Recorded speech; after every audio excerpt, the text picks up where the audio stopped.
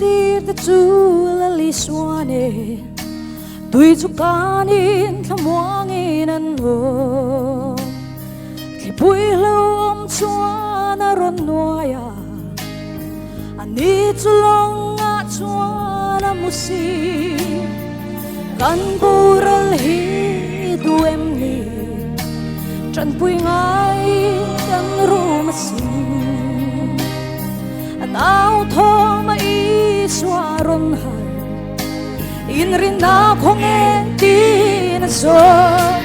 san kwa trong trai i chak na mang sa vin ru mo i ao tho chuan i lal pa a kai tho oi o asia lo ba pan par turi ni e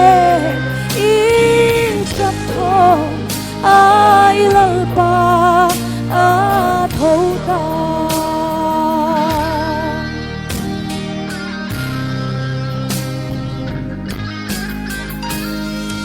in rin lo lai a lo theng in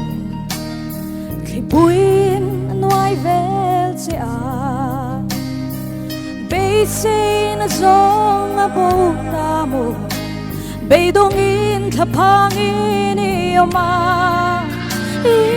long su tui na khat me ka tui pui a chuan i bo ral ngei do i chan dam tu chan pui na i ava ban san thei hian i moi si lo zan kwa trong trai i chak na mang sa vin i ru mo i ao tho chuan i lal pa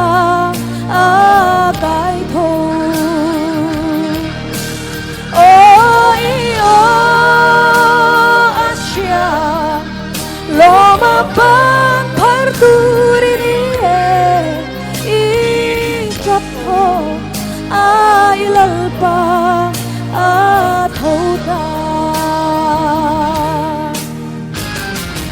imang an lain amu hil si mo khi pui sang in an wai chi lui thuk tak chunga ma se lo ngak sham la muan a lo theng tu chu a chong kam khat chau po i ta na to ke zan kwa trong trai i chak na mang sa vin i ru ma i ao tho chuan i lal pa a kai tho oi o asia lo ma pan par turi ni e i chap tho ai lal pa a tho ta i chap tho ai lal pa a tho ta